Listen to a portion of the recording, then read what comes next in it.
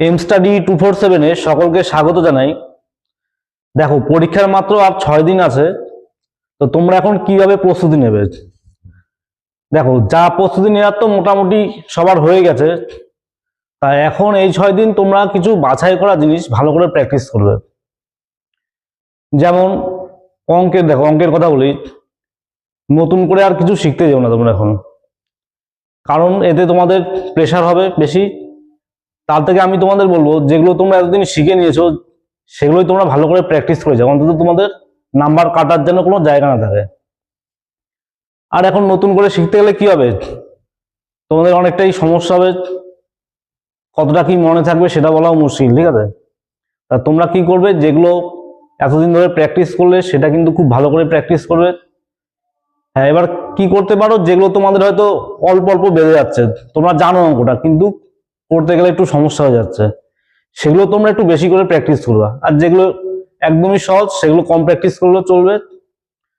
আর GK এর ক্ষেত্রে যেমন ইতিহাসটা তোমাদের কিন্তু ভালো করে পড়তে হয়। 25 নম্বরের মধ্যে ইতিহাস আর বিজ্ঞান থেকে বেশি নম্বর আসার সম্ভাবনা সব থেকে বেশি। দেখো, আমি তোমাদের বলে দিই, দেখো ইতিহাস থেকে মোটামুটি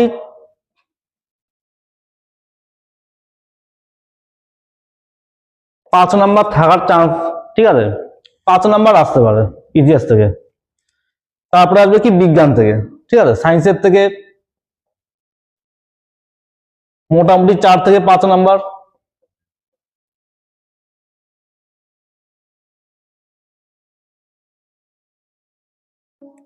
ভূগোল থেকে তোমাদের 2 থেকে 3 নাম্বার এগুলো আসবে, ঠিক আছে। স্ট্র্যাটেজিক এটা একটু বেশি আসার সম্ভাবনা আছে, কারেন্ট অ্যাফেয়ার্স থেকে একটু বেশি থাকবে। কারেন্ট অ্যাফেয়ার্স অন্তত 2025 সালের তোমরা দেখে যাবে।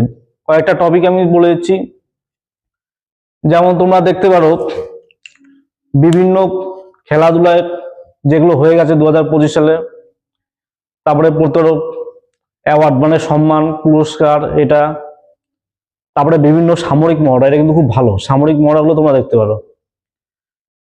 তারপরে কিছু গুরুত্বপূর্ণ দিবস, এটা স্ট্র্যাটেজিকের মধ্যেও থাকে, এটা তোমরা ভালো করে পড়বে।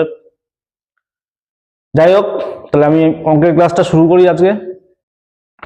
বার্ষিক 8% সরল সুদে 5 বছরের সুদে আসলে হয় 385 টাকা। কত টাকা বিনিয়োগ করা হয়েছিল, মানে আসল বের করতে হবে আমাদের। তাহলে দেখো, আমরা এটা কিন্তু 2 রকম ভাবে করতে পারি। একটা এসআই সমান PRT/100 এই সূত্র দিয়ে, আর একটা হচ্ছে তোমার পার্সেন্টেজ মেথড। পার্সেন্টেজ মেথডটা আমি দেখাচ্ছি, যেটা তোমাদের সুবিধা হবে। পার্সেন্টেজ মেথডে আসলকে সবসময় 100% ধরতে হয়, ঠিক আছে, আসল 100% প্রিন্সিপাল। আর যেটা এসআই মানে সিম্পল ইন্টারেস্ট, সরল সুদ, তাহলে এসআইটা হবে কি আর টি এর গুণফল, ঠিক আছে। আর মানে রেট, সুদের হার, আর টি মানে হচ্ছে সময়, তাহলে এই দুটোর গুণফল। আর অ্যামাউন্ট মানে কি সুদ প্লাস আসল, ঠিক আছে। তাহলে এখানে দেখো, আসল সবসময় আমাদের 100%,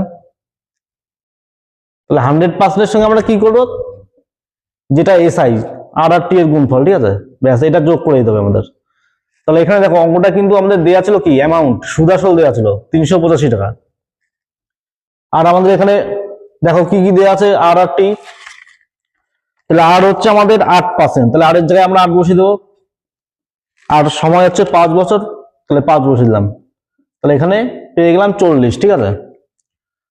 তাহলে আমরা অ্যামাউন্ট বের করে নিই প্রথমে। তাহলে অ্যামাউন্টটা কত আসবে, আসল আর সুদের যোগফল, তাহলে আসল তো সবসময় 100% হয়, আর তার সঙ্গে আমরা কি এসআই মানে 40% যেটা বের করলাম, এটা যোগ করে দেবো। তাহলে এখানে অ্যামাউন্ট আসলো কি 140%। তাহলে 140%-এর মানটা কিন্তু আমাদের দেওয়া আছে এখানে, ঠিক আছে।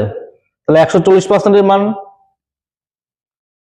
তাহলে যেই মানটা দেওয়া আছে আমরা এটা কি উপরে লিখে দেবো 385 টাকা, তাহলে 385 লিখে দেবো। আর আমাদের বের করতে হবে আসল, যেটা আমাদের বের করতে হবে সেটা কি করবো, আমরা গুণ করে দেবো। তাহলে আসল হচ্ছে কি 100%, তাহলে 100 দিয়ে গুণ করে দিলাম।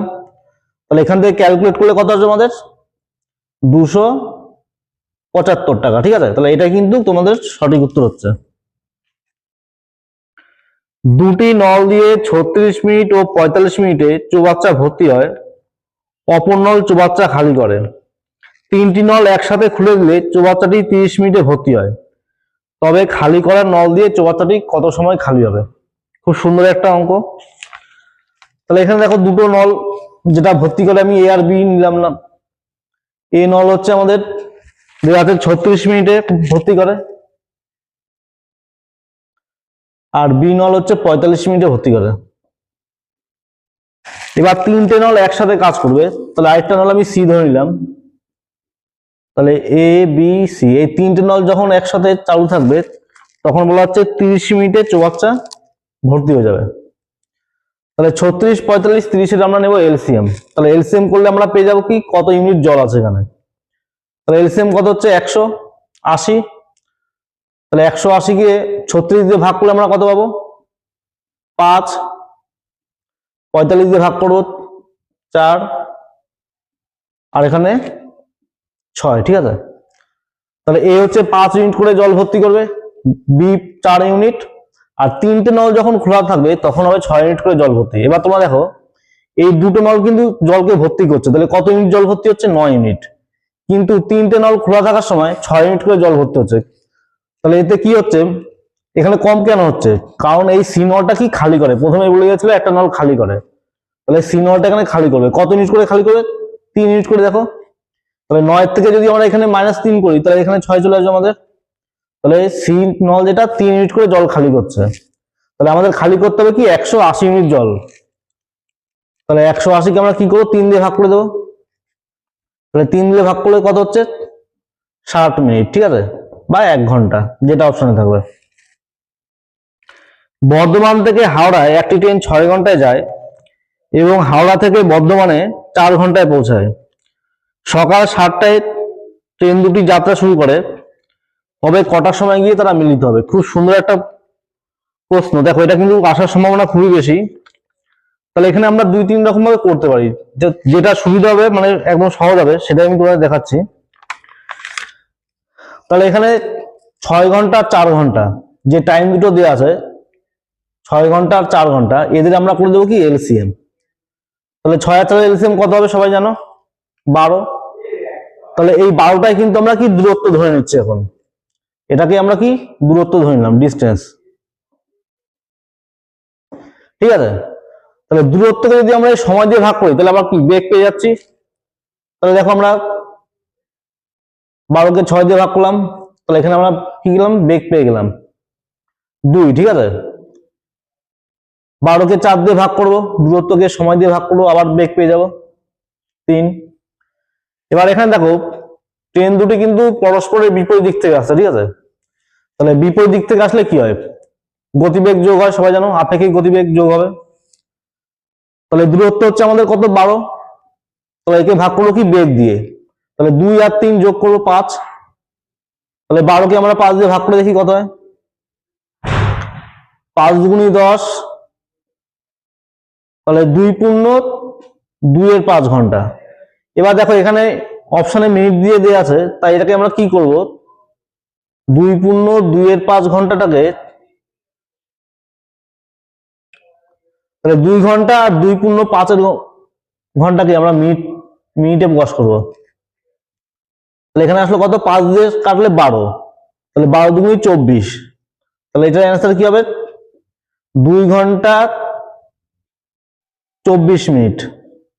ঠিক আছে, অর্থাৎ যদি এখানে টাইমটা দেওয়া আছে সকাল 7টায় তারা যাত্রা শুরু করে, তাহলে 7টার সঙ্গে আমরা কি করবো 2 ঘন্টা 24 মিনিট যোগ করে দেবো। তাহলে যোগ করলে কত হবে, তাহলে 9টা 24 মিনিটে কিন্তু তাদের মধ্যে সাক্ষাৎ হবে। ঠিক আছে, এটা কিন্তু সঠিক উত্তর। একটি পাত্রে 20 লিটার দুধ আছে, পাত্রটি থেকে 4 লিটার দুধ তুলে সমপরিমাণ জল মেশানো হলো। এই পদ্ধতি আরো একবার করার পর ওই পাত্রে কত লিটার দুধ থাকবে। খুব গুরুত্বপূর্ণ অঙ্ক। দেখো এটা আমরা সূত্রের সাহায্য করতে পারি, সূত্র ছাড়াও করতে পারি, সূত্র ছাড়াই দেখাচ্ছি তোমাদের। তাহলে আমাদের 20 লিটার ছিল, তার থেকে আমরা নেব কি 4 লিটার। তাহলে যতটুকু আমাদের তোলা হচ্ছে সেটা আমরা কি করবো উপরে লিখে দেবো। এখান থেকে আমরা বের করবো কি ফ্র্যাকশন ভ্যালু, ভগ্নাংশ বের করবো। তাহলে কত আসলো 1/5। তাহলে এখানে 2 বার করা হবে পদ্ধতি, তাই আমরা কি করবো এই 5 থেকে উপরে একটা বিয়োগ করে দেবো 4। 2 বার থাকার জন্য আমরা 2 বার লিখবো, 3 বার থাকলে 3 বার করতে পারো বা কিউবও করতে পারো। তাহলে 5 স্কোয়ার হচ্ছে যে 5 এর সঙ্গে 5 গুণ করলে 25, আর এখানে হবে 16। তাহলে প্রথমে ছিল আমাদের 25 ইউনিট, আর পরে এটা হয়ে গেল কি 16 ইউনিট। ঠিক আছে, তাহলে এখানে দেখো 25 ইউনিটের মানটাই কিন্তু আমাদের দেওয়া আছে। এখানে এই 25 ইউনিটের মানটা দেওয়া আছে কি 20 লিটার। তাহলে আমাদের বের করতে হবে কি 16 ইউনিটের মান। তাহলে আমরা কি করবো, ইন্টু 16। তাহলে এখান থেকে ক্যালকুলেট করলে কত আসবে, 12.8 লিটার। ঠিক আছে, তো এটা হচ্ছে সঠিক উত্তর। একটি পাত্রে দুধ ও জলের অনুপাত 3:1। ওই পাত্র থেকে কত অংশ মিশ্রণ তুলে নিয়ে সমপরিমাণ জল ঢালা হলে নতুন মিশ্রণে দুধ ও জলের পরিমাণ সমান হবে। এটাও খুব ভালো অঙ্ক। তাহলে এখানে দেখো, এটা আমি তোমাদের একদম শর্ট ট্রিকের মাধ্যমে দেখাবো। তাহলে এখানে তোমরা এই ট্রিকটা মনে রাখবে, half into a minus B by হচ্ছে a। তাহলে এখানে মনে রাখতে হবে a গ্রেটার দেন b, মানে a সবসময় বড় নিতে হবে, এর মানটা বড় নিতে হবে। তাহলে এখানে কোনটা হবে, যে 3:1 দেওয়া ছিল, তাহলে a হয়ে যাবে 3। তাহলে আমরা কি করবো, 3 এর থেকে 1 বিয়োগ করবো। ঠিক আছে, 3 এর থেকে 1 বিয়োগ করবো, আর নিচে আমরা কি লিখবো, a লিখবো, মানে 3 লিখবো। তাহলে এখান থেকে কত আসলো, হাফ ইন্টু 3 এর থেকে 1 বিয়োগ করলে 2, আর নিচে 3। তাহলে 2 এর সাথে 2 কেটে যাবে, তাহলে কত থাকলো, 1/3। তাহলে 1/3 অংশ মিশ্রণ তুলে নিতে হবে। এক অসৎ ব্যবসায়ী 20% লাভে একটি দ্রব্য বিক্রি করে এবং দ্রব্যটি ওজনও 25% কম দেয়, তাহলে ব্যক্তির শতকরা লাভ কত হচ্ছে। তাহলে এখানে দেখো, আমি ধরে নিলাম যে 100 ইউনিট দ্রব্য আছে, আর 1 ইউনিটের দাম 1 টাকা করে। তাহলে 100 ইউনিটের দাম 100 হবে, 100 টাকা। তাহলে এখান থেকে সেলিং প্রাইসটা প্রথমে আমরা বের করবো। দেখো, এখানে বলা হচ্ছে 20% লাভে বিক্রি করে, তাহলে 20% লাভে যদি বিক্রি হয়, তাহলে সেলিং প্রাইসটা কত হচ্ছে, 120 টাকা, তাই তো। কিন্তু এখানে ওজনে কম দিচ্ছে, 25% কম দেয়। তাহলে 100 ইউনিটের জায়গায় কত গ্রাম দেবে বা কত ইউনিট দেবে, 75 ইউনিট। তাহলে 75 ইউনিটের দাম কত হচ্ছে, 75 টাকা। তাহলে 75 টাকার জিনিসটা দোকানদার তার থেকে নিচ্ছে 120 টাকা, তাহলে কি লাভ হচ্ছে, তাহলে কত টাকা লাভ হচ্ছে। এই 120 থেকে আমরা 75 যদি বাদ দিয়ে দিই, তাহলে দেখো 45 টাকা তার লাভ হচ্ছে। আর লাভ সবসময় কিনা দামের উপর হয়, তাহলে এই 75-এর উপরেই আমাদের লাভ হবে। তাহলে 75-এর উপর 45 টাকা লাভ। তাহলে এখান থেকে আমরা বের করবো 100-এ কত, তাহলে অ্যান্সার কত আসবে, 60%। তো এটা হচ্ছে সঠিক উত্তর। 7, 16, 43, 79 এর সঙ্গে কত যোগ করলে যোগফল পরস্পর সমানুপাতি হবে, মানে প্রত্যেকটার সাথে কত যোগ করলে যোগফল সমানুপাতি হবে। খুব ভালো অঙ্ক। দেখো, এটা তোমরা অপশন টেস্ট করে করতে পারো। এবার অপশন টেস্ট করলে কি অনেক সময় বেশি লেগে যেতে পারে, টাইমটা বেশিও লাগতে পারে। তাই আমি তোমাদের দেখে দিচ্ছি কিভাবে করবে। তাহলে প্রত্যেকের সাথে আমি এক্স যোগ করলাম। তাহলে এখানে কি করবো, আমি 7-এর সাথে এক্স যোগ করবো, 16-র সাথে এক্স যোগ করবো।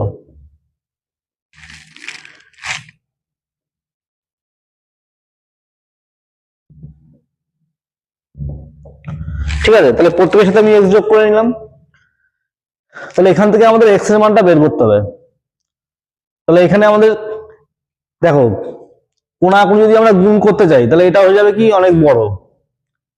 তাহলে আমাদের এখানে যোগ ভাগ পদ্ধতি করতে হবে। যাই হোক, যোগ ভাগ পদ্ধতি তোমাদের দেখতে হবে না, তোমাদের আরো শর্টভাবে আমি দেখাচ্ছি। এই 7 আর 16-এর মধ্যে ডিফারেন্সটা দেখো কত হচ্ছে। তাহলে 7 আর 16-এর মধ্যে ডিফারেন্স হচ্ছে কত, 9।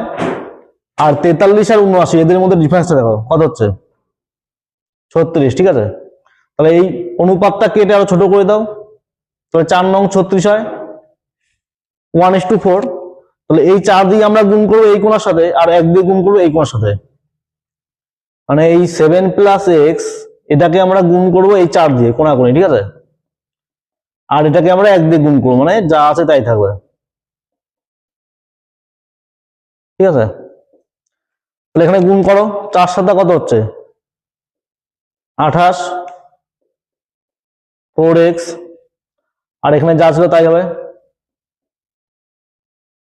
তাহলে এখানে 4x, এই x আমি এই পাশে নিয়ে আসলাম, তাহলে বিয়োগ হয়ে 3x হয়ে যাবে।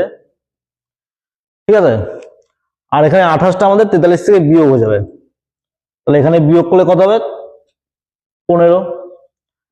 তাহলে এক্স এর মানটা কত হবে 3 দিয়ে যদি ভাগ করি 5। ঠিক আছে, তোমরা এইভাবেও করতে পারো অপশন টেস্ট ছাড়া। 5,000 টাকার একই সুদের হারে 2 বছরের সরল সুদ ও চক্রবৃদ্ধি সুদের পার্থক্য 32 টাকা হলে সুদের হার কত হবে? তাহলে এখানে দেখো তোমাদের একটা সূত্র মনে রাখতে হবে, 2 বছরের ক্ষেত্রে চক্রবৃদ্ধি আর সরল সুদের পার্থক্য, এই পি মানে হচ্ছে আসল, পি সমান সমান difference into 100 square by R square, বা 2 বার আমরা লিখতে পারি 100 by R into 100 by R. তাহলে পি হচ্ছে আমাদের আসল, এখানে দেওয়া ছিল আসল কত 5,000 টাকা, তাহলে পি এর জায়গায় 5,000 বসিয়ে দেবো। আর ডি মানে হচ্ছে ডিফারেন্স, চক্রবৃদ্ধি আর সরল সুদের পার্থক্য, এটা দেওয়া ছিল কত 32। তাহলে 100 বাই আর ইন্টু 100 বাই আর।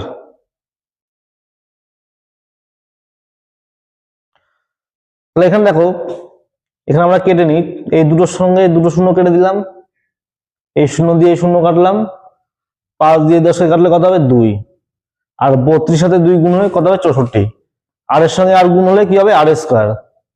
এখানে লিখতে পারি আর স্কোয়ার সমান সমান 64। তাহলে আর স্কোয়ার যদি 64 হয় তাহলে আর এর মান কত হবে 8, তাহলে সুদের হার কত হবে 8%। 10%, 20% এবং 30% এর সমতুল্য ছাড় কত? দেখো এই অঙ্কটা আমরা 2-3 রকম ভাবে করতে পারি, তো আমি তোমাদের দুটো নিয়ম দেখাচ্ছি। প্রথমে আমরা রেশিও মেথডে দেখাবো, তাহলে 10%, 20%, 30%। তাহলে 10% কে আমরা ফ্র্যাকশনে চেঞ্জ করলে কি হবে, পার্সেন্টেজ তুলে দিলে নিচে হয় 100, তাহলে এখান থেকে আসবে কি 1/10। তাহলে 20% মানে কি 20/100, 1/5। আর 30% মানে 30/100, তাহলে কাটাকাটি করলে আসবে কিন্তু 3/10। তাহলে এই উপরে একটা আমরা বাদ দিয়ে দেবো, 10 থেকে হয়ে যাবে 9, এই 5-এর থেকে উপরে 1 বাদ দেবো, তাহলে 5 থেকে হয়ে যাবে 4, আর 10-এর থেকে উপরে 3 বাদ দেবো, তাহলে হয়ে যাবে কি 7। ঠিক আছে, তাহলে এখানে দেখো এই রেশিও মেথডের এই পাশের সাথে ও পাশে আমরা কাটাকাটি করে দিতে পারি, বা তুমি গুণ করেও করতে পারো। তো আমি কেটে ছোট করে দিই, 2 দুগুণী 4, 5 দুগুণী 10, এই 2 দিয়ে 10 কাটবো 5, তাহলে দেখো 5, 5, 5, তাহলে এখানে কত আসলো 125, আর এখানে গুণ করলে কত হচ্ছে 63। তাহলে 125 থেকে কত ছাড় দিলে আমাদের 63 আসবে? তাহলে 125 থেকে 63 বাদ দিয়ে দেখি 62 আসবে। তাহলে 125 থেকে 62 বাদ দিলে আমরা 63 পাবো, তাহলে 125-এর উপর আমাদের 62 ছাড় দিতে হবে। তাহলে এখান থেকে 100-এ কত হবে, তাহলে এখান থেকে আসলো কি 49.6%। তাহলে এটা হচ্ছে কি সমতুল্য ছাড়। যাই হোক, এটা তোমাদের আরেকটা মেথড আমি দেখাচ্ছি। তাহলে আমরা 100 ধরেও করতে পারি। তা প্রথমে ছিল 10% ছাড়, তাহলে আমরা এখানে লিখে দেব 90/100। তারপরে 20% ছাড় মানে 80/100, 30% ছাড় মানে 70/100। এইভাবে তোমরা করতে পারো। তাহলে এখানে দুটোর সঙ্গে দুটো কেটে দিলাম, এখানে একটা শূন্যের সঙ্গে একটা শূন্য। ঠিক আছে, তাহলে এখান থেকে দেখো আমাদের 9, 8, 7, তাহলে উপরে থাকলো কি 9, 8, 7, আর নিচে হচ্ছে আমাদের 10। তাহলে এখান থেকে ক্যালকুলেট করলে কত আসবে, এখানে আসবে তোমাদের 50.4%। ঠিক আছে, এবার এখানে তোমাদের একটা জিনিস মনে রাখতে হবে, এই 100 ধরে করলে কিন্তু আমাদের আবার 100 থেকে এই পার্সেন্টেজটা বাদ দিতে হবে, 50.4% বাদ দিতে হবে, মানে বিয়োগ করতে হবে। তাহলে এর থেকে যদি আমরা 50.4 বাদ দিই তাহলে আমাদের কত আসলো 49.6%। ঠিক আছে, নেহা এবং রেশমির বর্তমান বয়সের অনুপাত 7:8। 6 বছর পর তাদের বয়সের অনুপাত 9:10। রেশমির বর্তমান বয়স কত? তাহলে এখানে দেখো নেহা আর রেশমি এদের বর্তমান বয়সের অনুপাতটা দেওয়া আছে 7:8। আর 6 বছর পর হচ্ছে 9:10। তাহলে প্রথমে আমরা ডিফারেন্সটা দেখবো এইভাবে। 7 আর 9 এর মধ্যে ডিফারেন্স কত? 2। আর 8 আর 10 এর মধ্যে ডিফারেন্স 2। তাহলে এখানে দুই পাশে আমাদের ডিফারেন্সটা সমান চলে এসছে। তাহলে আমরা লিখতে পারি এখানে এই 2 ইউনিটের মান হচ্ছে 6 বছর। তাহলে 1 ইউনিটের মান কত হবে? 3 বছর। 6 কে 2 দিয়ে ভাগ করলে 3 আসবে 1 ইউনিটের মান। তাহলে আমাদের বের করতে হবে কার বর্তমান বয়স? রেশমির বর্তমান বয়স। মানে রেশমির হচ্ছে 8 বর্তমান বয়স, এই 8 ইউনিটের বের করবো। তাহলে 1 ইউনিটের মান যদি 3 হয়, তাহলে 8 ইউনিটের মান কত হবে? 8 গুণ 3। তাহলে রেশমির বর্তমান বয়স কত? 24 বছর। তো ভিডিওটি ভালো লাগলে তোমরা অবশ্যই কিন্তু লাইক করবে এবং চ্যানেলটি সাবস্ক্রাইব করে দেবে।